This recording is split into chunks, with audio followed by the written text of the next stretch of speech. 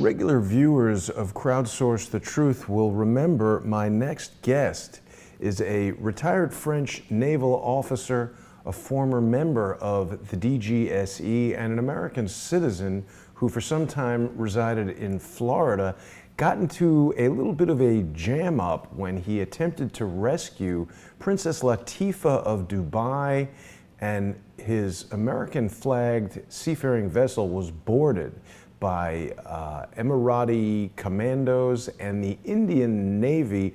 Hervé Jaubert, welcome back to the show, Hervé. Great to see you. Hello, Jason. Thank you for inviting me here. It has been some time since you and I spoke, actually just a few months. Can you give us an update on what has been going on with the whole case of Princess Latifa and your status? Last time we spoke, you told us about how Sheikh Maktoum of Dubai would like to see you dead. You were held at gunpoint on your yacht, the Nostromo, American-flagged vessel, yet there's been almost no reaction in the United States. Fill us in on what's been going on since February. Yeah, and it is something that I cannot understand because it is unprecedented. It never happened before. You can check maritime history. Here we have an American boat, an American flag registered in the US with an American citizen who is boarded in international waters in a military-style attack, overwhelming military-style attack. You know, we're talking about 500 men, 3 warships, spy planes, helicopters, high speed, and 20 commandos. And all that for what? To kidnap a young woman, 33 years old, who wanted to make it to America. So basically, she was removed by force from my boat. She was screaming for political asylum, and it was denied. So to me, I don't understand how a woman, a passenger, can be removed from a U.S. territory and there's no reaction. And of course, your ship was stolen, right? I mean, this is a seafaring vessel. It's got to be very valuable. You spoke to us about how the commandos destroyed the dinghies so that no debris would be floating around after what you believed was their intention to sink the ship. Yeah, I believe they were going to sink the ship. They were making preparation for it, and they changed their mind. I believe they changed their mind because when they checked my phone, you know, they asked me for my phone and laptop at gunpoint. They told me, either you give us your password nicely or we're going to be rough on you. So what do you do in that case? Right. But it actually served me because when they checked my phone, they saw that I had been reporting what was going on to many people around who were actually tracking the boat. So then they knew that other people knew that the Indian Coast Guard had attacked the boat. Right. And then they took the boat, they seized the boat, and they took it all the way to Dubai on a 1,300 miles journey. That's a long trip. Yeah. To take an American boat to a foreign country. Absolutely. And so what has become of the Nostromo since then? Obviously, you don't have it anymore. No, I lost the boat. It had been destroyed, and for some time I could not travel, so I could not take care of that problem. So basically, I lost the boat. The $1 million boat lost. And I think it's important for us to discuss. You're not some, disciple or subject of the royal family of Dubai who chose to get involved in this endeavor because of your, built-in devout love of the royal family. You were a merchant marine hired to do a job, and now your livelihood has been stripped. You've lost your ship. You can't travel safely, as you've said. You're living under fear of death threats from the very powerful Sheikh of Dubai. It's quite an ordeal for you, and it's an ongoing thing. It's terrible. I lost everything in that venture. I don't regret it because I really honestly tried to help that woman, but she lost her freedom and I lost everything. Yeah. Now, the last time we talked, uh, I was aware of certain things, but I could not talk about it because I did not have proof. I did not have evidence. Now, today, I'm here to tell you that when the boat was attacked, I found it suspicious because when I saw on my radar the three boats closing in a box formation around my boat, I knew there was something wrong here because look, I'm an experienced captain. I've been some time on the sea. I am familiar with maritime warfare. So the boats that were on to me, they were not in a search pattern, if you want. They were in an attack pattern, which means they already knew where I was. They already knew my position. But for 7 years, I set up that secret operation with Latifa. Nobody knew. Seven Absolutely years? nobody knew. 7 years, yeah. Wow. Yeah, another thing, that, because I published a book to tell the whole story, because what people don't know, and what I'm telling you today, is that during those 7 years, we had two previous attempts. That one was not the first one. Huh. Latifa tried to escape 2 times with me before, and we canceled last of the minute for some reason that I explained in the book. So 7 years seems to be a long time, but Yeah. actually those 7 years cover three escapes, three attempt escapes. Wow. Well, people can So purchase the book. Of course, it's Latifa, Princess Latifa and the Spy.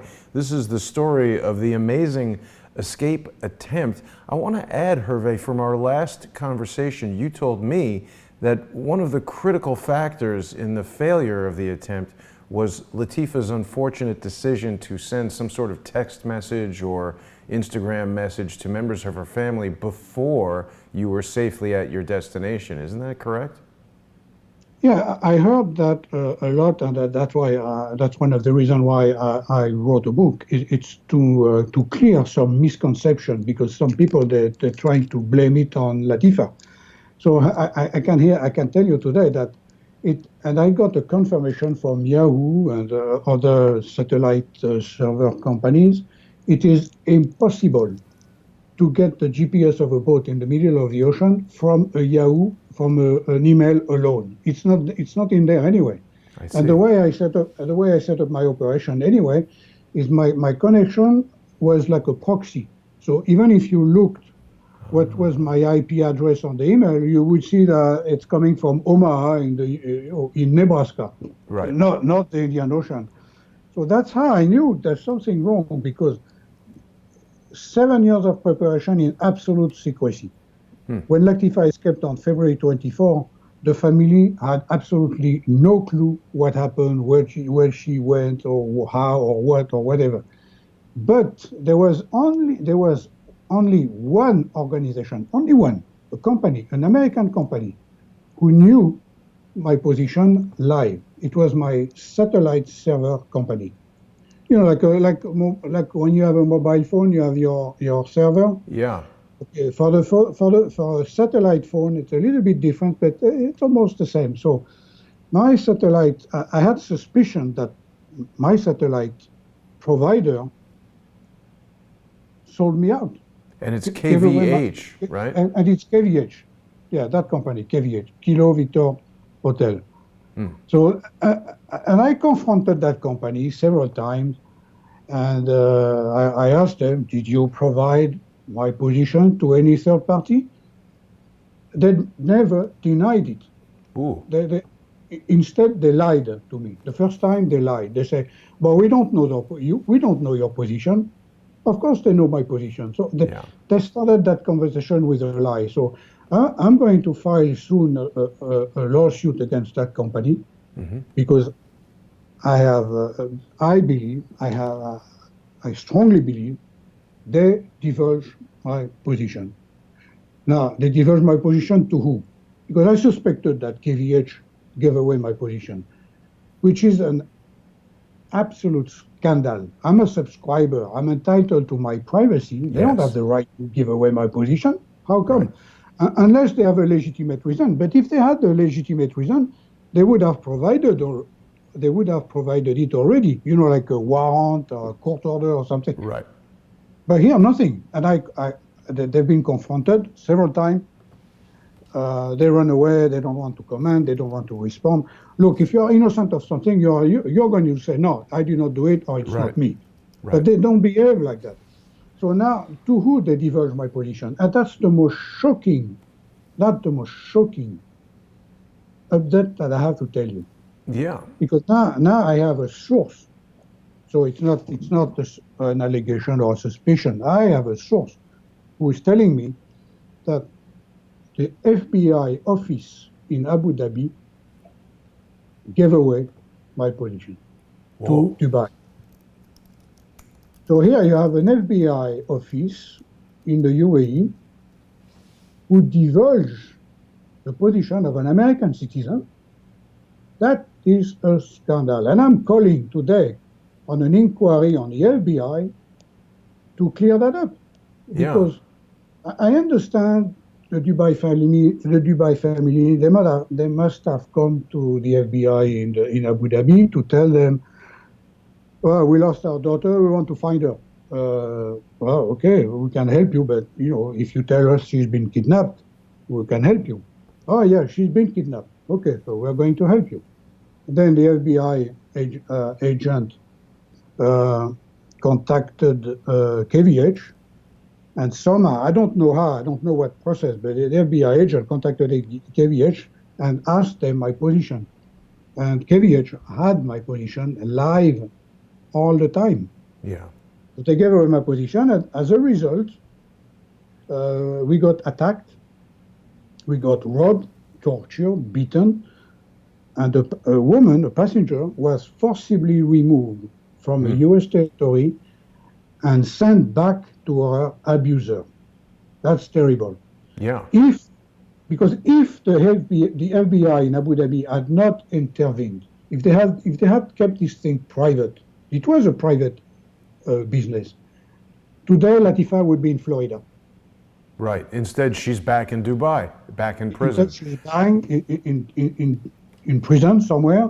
Not only in prison, because the last time the ruler of Dubai made the statement, he said that Latifa was under forced psychiatric treatment. You know the way that the Russian, the communist countries before used to treat their dissidents? They are doing it the same way. And she predicted it, actually, because she accused her family of doing that for years to her sister, Shamsa, to keep her in condition, to keep her obedient. They drag her. She has no contact with the outside world. Nobody contacted her. And Hervé, isn't it amazing that Sheikh Mohammed is so brazen in his, doing this, that he just openly tells everyone she's under forced psychiatric treatment? I mean, that doesn't even sound good. You would think he'd try to make it sound nice, say that she's being well looked after and she's somewhere being taken care of. But no, he's just straight out telling you they're forcing her to have psychiatric treatment. Because they don't understand. I'm glad you bring that up, because in the ruler's statement there was something else that he said. Not many people pointed it out. He said that Latifa was back in her family and they were looking to build a future for her. That's what he said. Mm-hmm. This is why there is an incompatibility between their culture and ours. I would like to tell all the women here who are 33 years old, if any of those women would accept that somebody take care of their future, because in other countries, women, they take care of their future, they build their future themselves, yes, because they have the freedom. But here we have Sheikh Mohammed who tells the world that he's going to build a future for Latifa. But that's not what she wants. She wants to be free. She wants to build her future herself. So when Sheikh Mohammed says things like that, first of all, he doesn't realize that he's saying something that is against our standards. Yeah. Just like the one you mentioned before. Yeah. He just comes right straight out and says it. Now, the last time you were on the show, you were preparing the book, Princess Latifa and the Spy. Of course, it's available now, and Crowdsource the Truth viewers can follow Hervé on Twitter. He's over there at Hervé JPJ, and people can follow him and get onto his webpage and also his Facebook page. So now the ruler of Dubai is aware that you've written this book. You've posted this really interesting photo of him holding the book. There he is. What has he said about the book? I have no idea if he's aware. What I've heard so far is that somebody flew to Dubai with the book. He had that book in his baggage, and he got arrested. Whoa! So it did not break the news because they just probably confiscated the book and they told him, okay, you can go away, but don't mention that book ever again. Who was this guy standing with Sheikh Maktoum? That's the Prime Minister of India. That's the guy who ordered the attack on my boat. That's a very good friend of mine. He's the one who ordered the attack. Right. So it's interesting that the FBI, because I know you had mentioned that at a certain point, your torturers kind of eased up and stopped being so aggressive and started giving you food and stuff, and then you were just released without any explanation. Previously, you had presumed it was due to U.S. intervention in some way, but now it seems the FBI was involved in actually giving away the position. What do you think is going on? But what I think probably happened is the FBI got fooled. Dubai lied to the FBI, and they got fooled. And then when they realized their mistake, then they told the UAE, okay, you crossed the line. Now you have to release those people. You have to let them go, because they realized they've been fooled. Right. That makes sense. So it was a mistake. I understand. Let me give you another mistake from the same office, Abu Dhabi.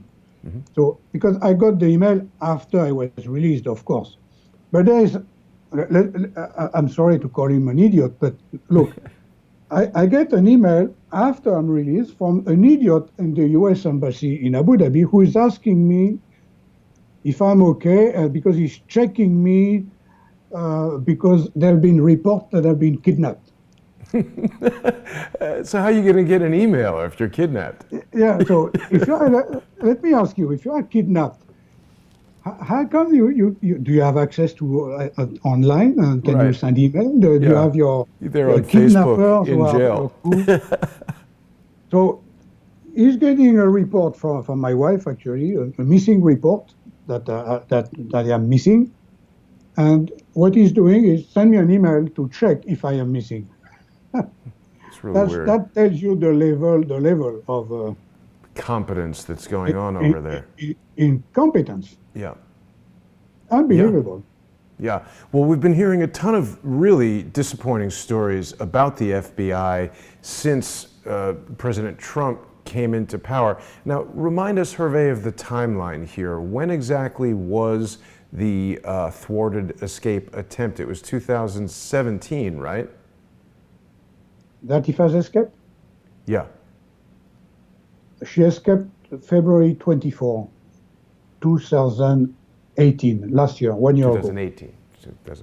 So Christopher Wray was the director of the FBI, and I don't imagine you have had any interactions with the Abu Dhabi office of the FBI prior to that. You've told us the stories about your first escape from Dubai as a result of persecution as an expatriate under their very crooked legal system. And this actually was the impetus for Latifa to contact you. You had written a book about your escape from Dubai, and that was a really amazing story, how you had to dress up as a woman to hide your scuba equipment as you escaped from Dubai the first time.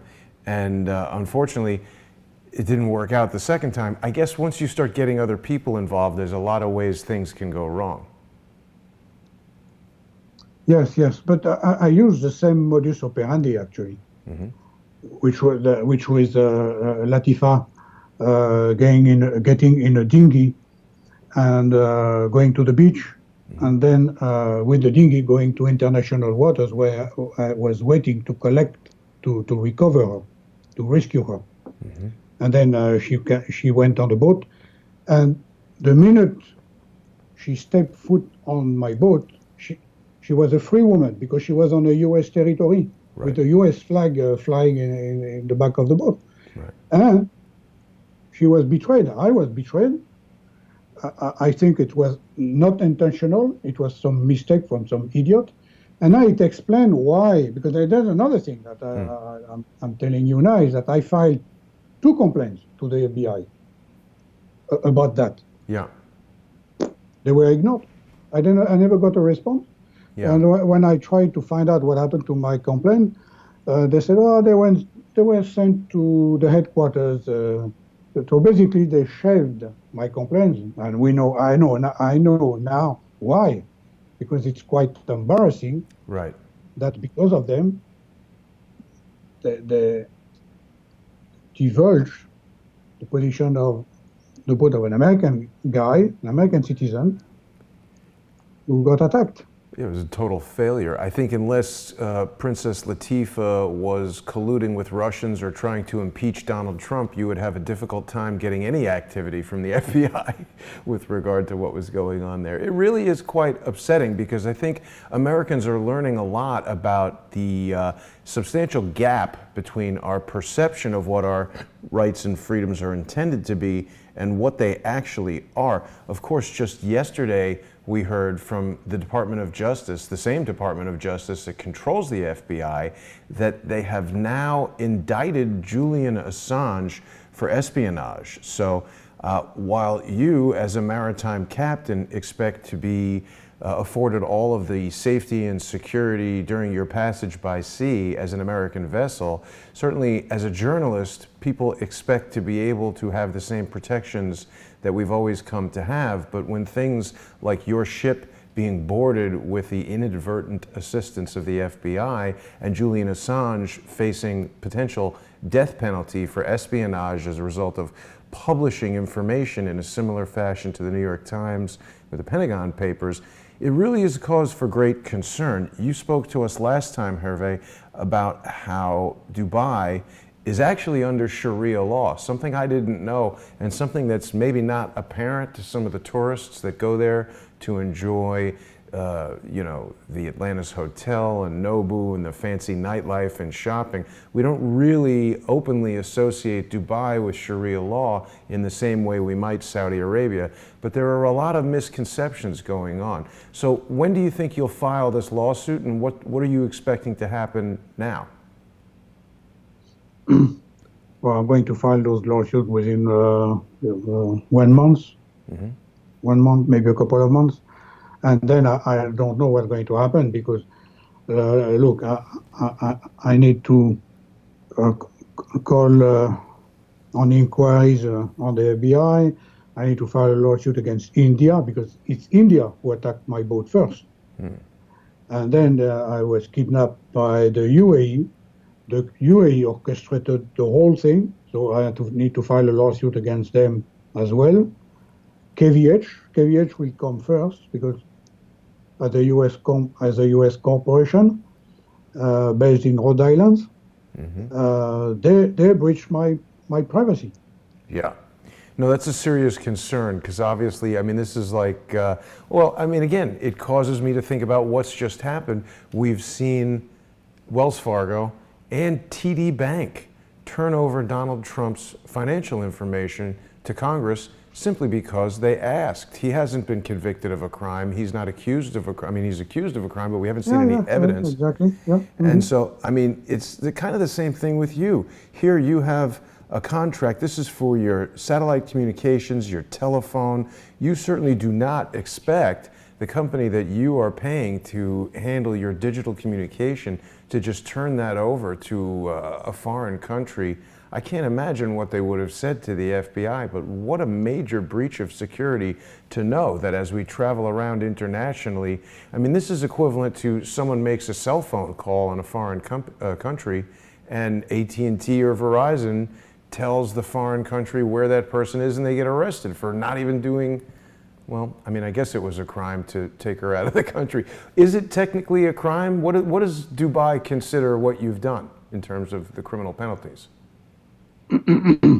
Actually, nothing, because the way I set up my operation is that I told Latifa it was important that she would escape all by herself. So she did it. She escaped by herself. Why was that important? Because of what you just said, that they would accuse me of kidnapping or anything like that. But since she escaped by herself, all accusations or allegations of kidnapping just fall. It's just a woman going to the beach and getting on a little boat. She's free to do whatever she wants, right? Yeah. I explained to her how to do it. I gave her the know-how. I guided her, but I myself, I did not do it. She did it. I mean, She if you explain to someone, hey, you know, if you pick up a gun and point it at somebody and pull the trigger, you'll kill them, that's not murder. If the person chooses to go do that, then it is. But she's just a person in Dubai who, you know, she wasn't in jail. She didn't escape from jail. So there really is no crime. And they've just come and raided your boat and destroyed it and stolen it. There is no crime, there is no charge, there is no allegations, they even let me go. They let me go without any charge. And so have you communicated with anybody else in the FBI in Washington, D.C. or elsewhere in the United States? Yeah, I did not go anywhere. They gave me a runaround. We'll call you back. They never call back. They take note, they make a report, and nothing happened. And it's been been a year now. Wow, that's very frustrating. I think a lot of people feel that frustration, whether it's observing how the FBI is conducting this Russiagate investigation, or in my case, I've contacted the FBI about some of the various attacks my show and myself have come under. We spoke about it a little bit when we had Hector on last time, one of the lawyers for the Federation Equestrian Internationale, which Sheikh Maktoum is, I guess, the owner of, the leader of, or whatever. They tried to sue me. So we get all these attacks from social engineers and things like that. And there were even people who came to my apartment. I went to the FBI about it. They didn't care, apparently. Unless somebody kills me, the police in New York and FBI aren't going to do anything. And you know, there's something that I told when I was in the prison. I don't know where. It was a secret prison somewhere. And those people, I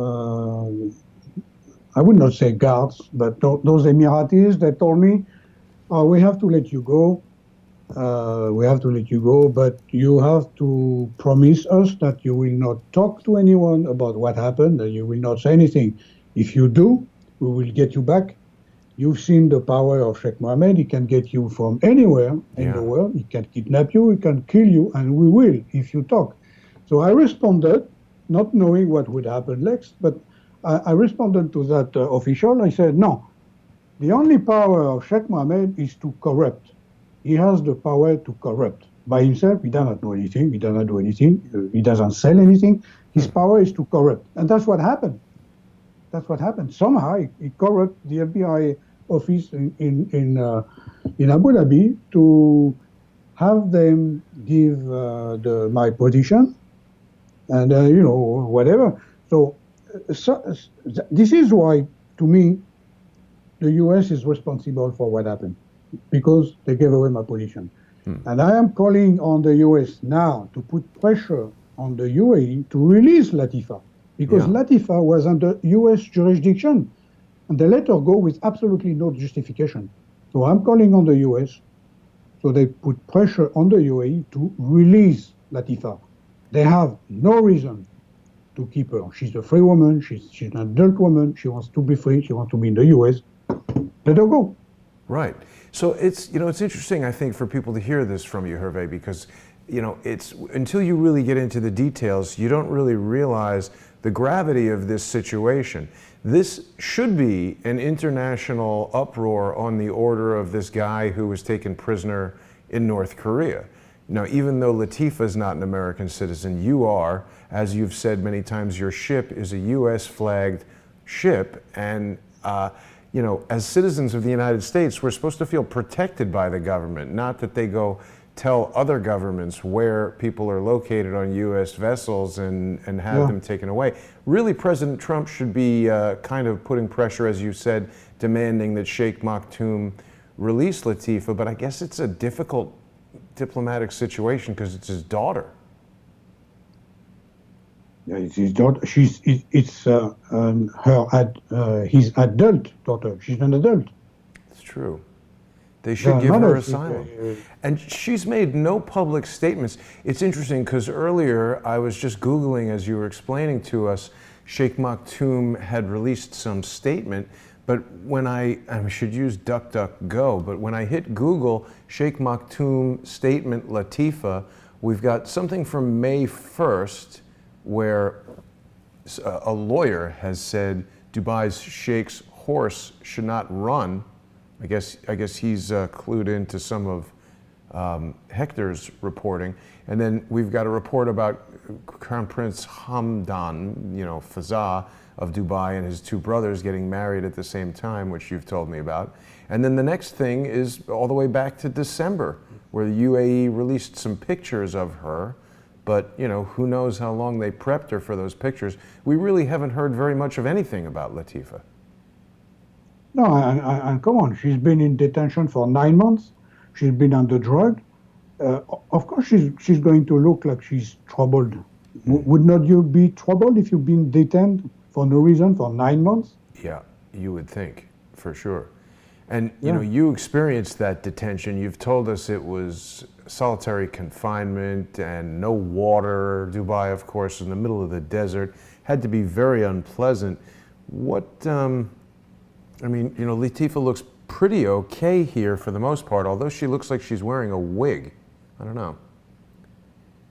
To me, she doesn't look okay. First of all, she gained weight, which means she has no physical activities.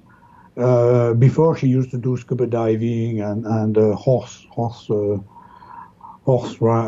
riding, skydiving. So she was pretty active. So now she probably doesn't do anything. And she never looked straight in the camera. She did not say a word, nothing. She's just there in front of the camera doing nothing.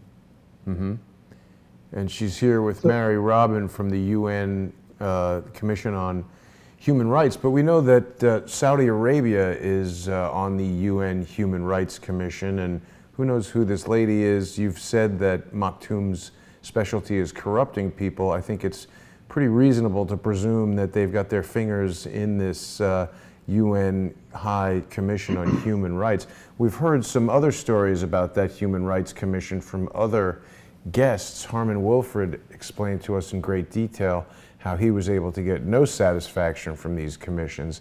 This is the exact type of thing that these rich international world leaders want to corrupt, because you can put an article in CNN that says the UN Human Rights Commission checked it out and they said everything is okay, and then that's like the good housekeeping stamp of approval or something where everybody thinks it's good. Yeah. Yeah, so people are telling me to check DuckDuckGo. Do you know where I can find any kind of statement from Maktoum about Latifa? No, I can send them to you. Okay. And so how's the book doing? How long has it been out? And are you doing any kind of like public book signings, or is it still too dangerous for you to do something like that? Book signing would be too dangerous, you know, by some lunatics with a knife, you know, some. So I wrote the book with my partner, Edward White, and who is my press officer and reporter. So it's pretty recent. Like we're talking about 2 weeks, two weeks ago that the book has been released. And I'm translating it now in French to publish it in French, and we'll publish it in India, of course. We'll translate it in Arabic. Although it's going to be difficult to get it sold in the UAE, as you've said, this guy who got arrested. No. The other day, 2 days ago, I saw the book for sale on souk.com. Oh, wow. So, Soup.com has been bought by Amazon UAE, uh-huh. and I was surprised to see that my book was being listed on Amazon UAE. I don't Yeah. think it's going to last very long. Yeah, yeah, I agree. I don't think that is going to last very long. Now, the Helsinki Times, I do believe Tina is Finnish, right? She's finished, yes. Mhm. So the Helsinki Times has this article where she's repeating what you've just told us, that Sheikh Mohammed can get you anywhere in the world. I mean, that's sort of an obvious statement. Any giant billionaire could basically hire a hitman to kill anyone wherever they are in the world. So it's not necessarily super impressive that Sheikh Mohammed can do this. It's sort of just Yeah, obvious. but I'm glad you bring that up because that's exactly what disturbs me. Because I can handle other criminals or hitmen. You know, I'm in the security business. I Yeah. can handle contractor. What I could not handle is the Indian Coast Guard. If the bad guys are the Coast Guard, who do you call for rescue? Right. Yeah, that's a serious concern. And the Indian Coast Guard looks quite capable. These ships and helicopters, I mean, to me, they look very much like the same equipment the U.S. Coast Guard would use, and certainly against an independent yacht, Yeah, there's nothing you're yeah. going to be able to do here. You've spoken to us about literally hundreds of men, multiple warships. You were held at gunpoint. You were pistol whipped. They could have killed you at any moment. They were preparing to sink the ship, and obviously, as you said, they were thinking on their feet and had to do otherwise to avoid an international situation. So has there been any communication with President Trump? I know you said you've gone to the FBI and stuff like that, but what can you do when there's no satisfaction from these law enforcement agencies? Well, but that's why I'm going public because I'm facing a very big adversary here, and they are not. The FBI is not helping. So I'm calling out for help. Uh, you know, what can I do? Yeah. Well, the lawsuit is definitely a good start. I'm letting everybody know that they should like and share this video. I find it interesting, Hervé, because, you know, as you said, there are a lot of people who are going to say, well, this is some, you know, UAE princess. I don't really care about that. I'm not saying that's what people should think, but some may think that. But, you know, if you're an American sitting at home who feels like none of this matters to you, Hervé is an American citizen. Despite his accent, he immigrated to the United States legally, as we want everybody to. He has amazing skills. The president's been speaking about how he wants people to immigrate based on merit. Well, I think certainly we want a skilled maritime captain, someone with Hervé's security background and everything. You're the type of person who immigrates to the United States to create a better life. You've created businesses, building yachts and submarines, and yet you've got no protection under the law. So what can any American citizen expect if this is the way we're going to be treated around the world? It's critically important, and I know that viewers of Crowdsource the Truth are becoming more and more frustrated by the failures of our government, our law enforcement agencies. So hopefully what you're doing will bring some attention to that.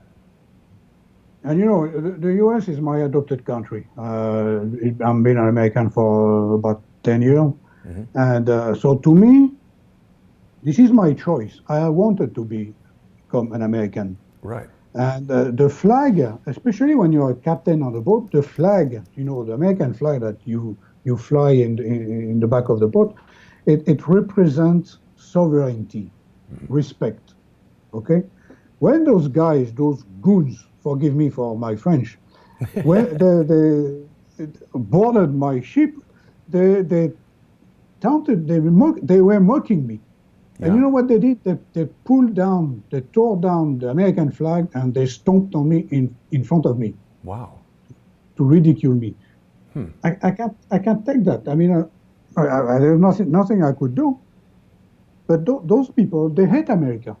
They are hypocrite and they hate America. Why did they have to stomp on the flag in front of me?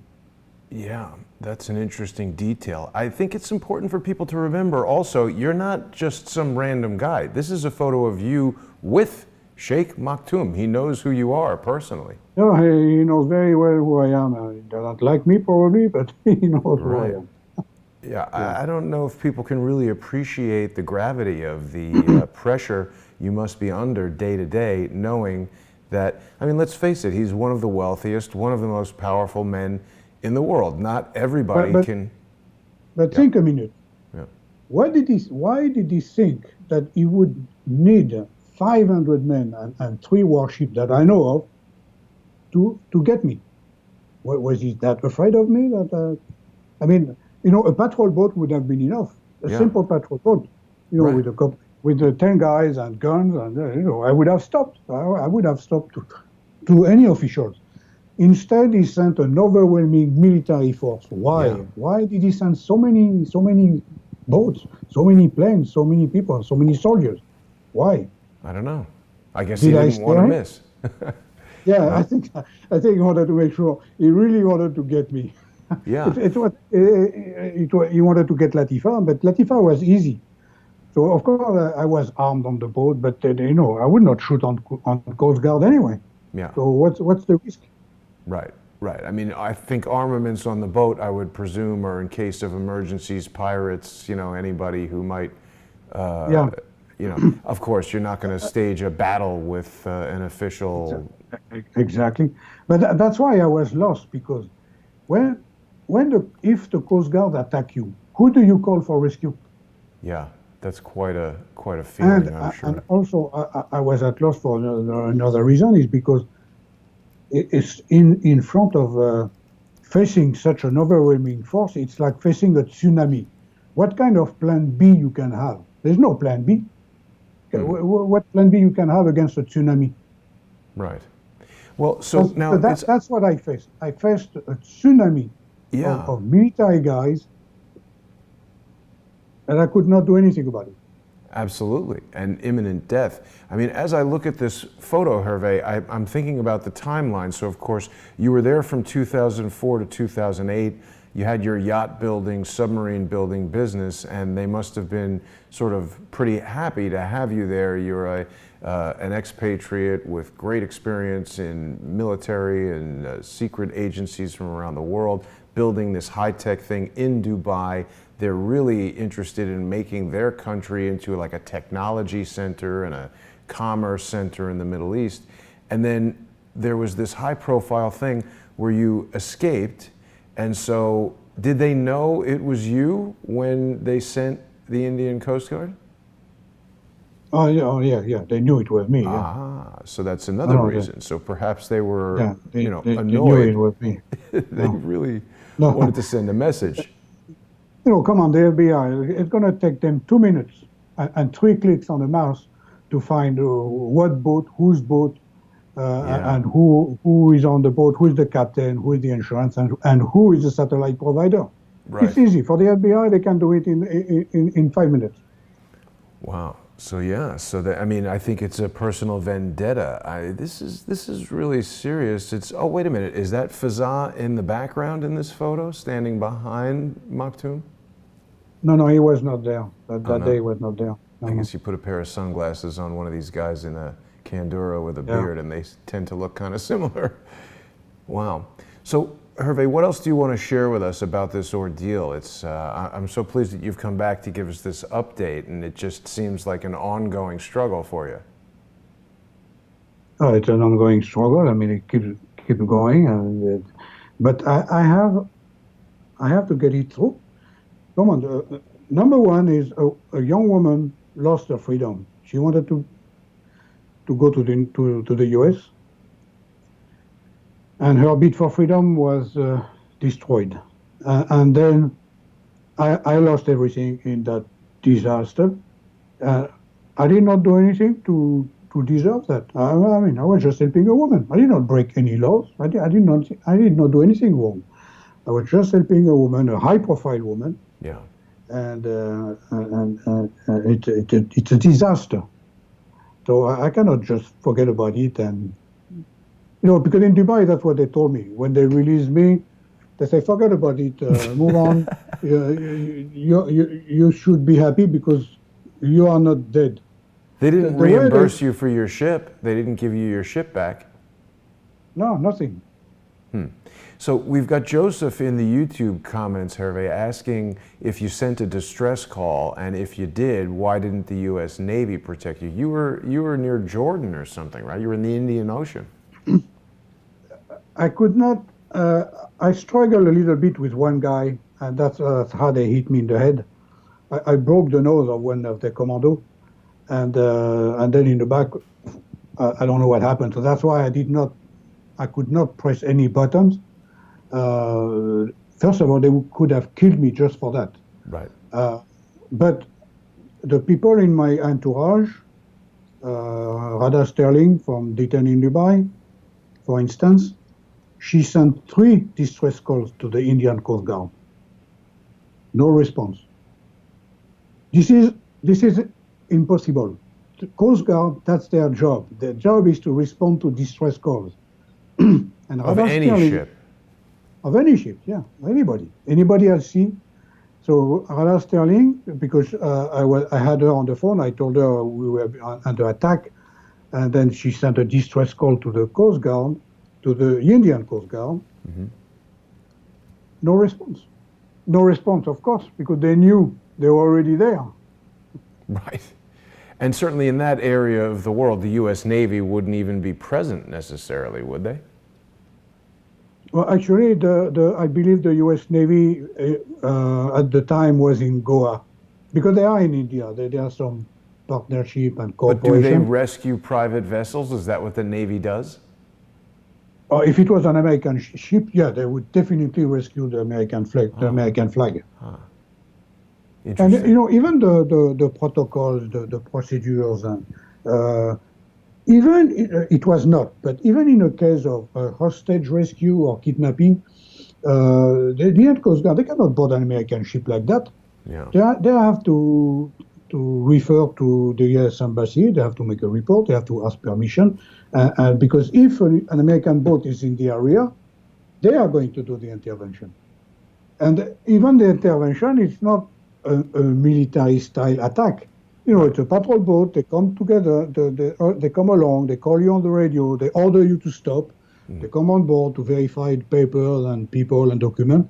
That's the normal procedure. Right. But here, that's not what happened. You were just immediately overwhelmed by a huge military force. Yeah. And it was clear that you did anything out of no. line, they would have killed you, shot you, sunk the ship, killed everybody there. How many people were on your ship? It was you, Tina, Latifa. So we were 5 people, 6 with Latifa. So only 3 members, 4 members of the crew, including you. What happened to those guys? They were taken to prison as well in Dubai? Yeah, the same way. They were beaten, and they were taken to prison in Dubai. And have you spoken with them? Are they released? Are they okay? No, we've been released all at the same time. But they are normal guys. Like fishermen or seamen. They have no military experience, so they've been roughed up, and that has been pretty bad on them. Yeah. Got to be very traumatic, I would think. The book, of course, is Princess Latifa and the Spy. People can get it from Amazon.com. Unfortunately, Hervé will not be doing any book signings lately because I think we could expect Sheikh Maktoum to be there waiting, or someone working for him. That's interesting. Yeah. You can visit the website at www.princesslatifa.com. Right, and people for can get to that. updates, for the book, for the foundation, because I'm creating a foundation. Tell us about the foundation. What's the foundation all about? So foundation, it's a 503 IRS. 501c3, yeah. Yeah, 50. That would be first to help Latifa, but to help other women who are in the same situation, and for free, because it's a foundation. So that's interesting, because you would think there would be a lot of women. We've got the Me Too movement happening now, and obviously, Latifa is, as you've said, an adult woman who's not able to make her own decisions, not able to leave the country. She's got her father controlling her as if she was a 5-year-old child, And I would think there'd be a lot of support for that. So PrincessLatifa.com is the website. People can see this trailer is for a movie about the book, or what's the trailer? Initially, it was a trailer for the movie. We are working on that with Edward White. It looks like we're going to produce a TV series instead of a movie. But the trailer is also appropriate to the book, because look, even the poster, if you look at the poster, it's designed like a movie poster. It is, yeah. It's a great poster. And frankly, it's an amazing story. It could and should be a movie, but I feel like the end hasn't been written yet. We really need to know what will happen to Latifa. Yeah, exactly. We need to know what's going to happen to Latifa. And this book actually is going to protect Latifa. How will it do that? Because it's going to show to the world what she tried to achieve. It's going to show how dedicated and courageous she was for her bid to freedom, despite the fact that she was a rich woman. Yeah. She did not have any bills to pay, so she chose to give away this wealth and this money for her freedom. That's called for respect. Yeah, yeah. Now, one of our regular viewers is here in the comments asking, I don't know if you have the answer to this, Hervé, did Dubai release Dawood Aid Farouk Takai to India in return for the princess around the first part of March 2018? Was there some sort of exchange that Dubai and India were involved in? Yeah, I read that. I read those reports. I cannot comment on them because I have no information. I have no insider information. But the timing is suspicious. That they might have released that guy as a swap for Latifa. Wow, interesting. So there's a lot going on behind the scenes here. So will you also be suing Dubai or UAE? I mean, how do you go about suing these countries? I imagine that's got to be very difficult. I understand how you could sue a corporation in Rhode Island, and that makes a lot of sense. No, but that's why it takes time. But the one thing is helping is that Sheikh Mohammed, the ruler, admitted that he took back Latifa. Right. So it's an admission. So because my next move will be in court, where I will ask his representative to explain how he took her back. Right. Because then the whole thing is going to fall like dominoes. Well, and you're also getting it read into the record in a federal court. Even if it's a civil matter, that could have it cross over into some sort of criminal investigation in an ideal circumstance. Yeah. But India so far has denied to even being there. Wow. Yeah. Well, I mean, but obviously. I have a lawyer in India, and there are ways to proceed. There are ways to move forward and to go beyond that. Because, of course, they don't want to admit it. But there's a procedure in India. So I'm working with a lawyer in India. It's not simple because, of the distance and the situation. But I have to, and I will. Wow. I will not stop at nothing until I get there. I believe you. I would imagine it's got to be quite expensive to be dealing with international lawyers in all these countries. You got a company in the United States, you're in some undisclosed international location, this guy's over there in India. Is there a way that viewers of Crowdsource the Truth who want to help you with this can do that? I mean, aside from purchasing the book from Amazon or going to your website, PrincessLatifa.com, and ordering the book from there, is there anything you'd like to see the audience try to do? If anybody can help, they are welcome. Other than the book, legal assistance, for instance, or insiders information. So perhaps if anyone is listening who might work for the FBI or something like that. Or even for India. When I had those guys on the boat, they took pictures of us. Really? I was all beaten up, swollen, bleeding. Wow. And they took pictures. That's I would like interesting. one of those guys to send me those pictures, even anonymously. Yeah. Well, what's the email address? What's the best way for people to contact you with stuff like that? Info@latifatrust.com. Sorry, say it again. Info@latifatrust.com. And for, what is that? ANFOR? INFO. Oh, info, In, info. Sorry. sorry. Info at At latifatrust.com. latifatrust.com. And of course, the Latifa Trust is the foundation that you've It's, created that's going to yeah, help women it's the who are foundation, yeah. being oppressed all over the world. And you know, if there's anybody who missed our first interview, they can just hit the search button on the Crowdsource the Truth YouTube page, and it's going to bring you up to our initial interview. That was with Hervé, myself, and Hector Carmona. People might remember the title of it is Where is Latifa? And it was all about this harrowing rescue attempt that almost cost Hervé his life. The ship, the Nostromo, was boarded by Emirati commandos and the Indian Coast Guard, taking a little while for it to load here. But if people just search for Latifa in the search bar, well, let's get the views up on this. We've only had 6,450 people watch this, and we definitely want to make sure that the Latifa Trust and the book and everything, we want to get the word out on those things. Hervé, we're just about out of time for today. Was there anything else you wanted to add before we wrap it up? I know it's getting very late where you are. No, but I wanted to thank you, and I want to thank the media in general, because if I'm sitting here today alive, it's thanks to the media, Yeah. because they were the first to report that the attack when we were missing. So thanks to the media. You are doing a great job, guys, all of you in the media, by spreading the word and reporting. Thank Yeah. you. Yeah, there was some good coverage on 60 Minutes Australia as well.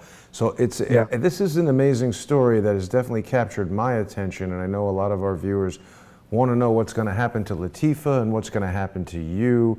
There are a lot of victims in this with varying degrees of hardships. Certainly it's got to be quite stressful to live with the knowledge that a wealthy and powerful sheik wants you dead, but we're going to do everything we can to help avoid that outcome. Hervé Jaubert, thank you so much for joining me today. Hervé, you've got an open invitation to return to the show anytime, and we're always interested to hear developments along the lines of what will happen to Princess Latifa. Au revoir, my friend. Have a great weekend, and thank you to everyone for watching. Thank you, Jason. Bye.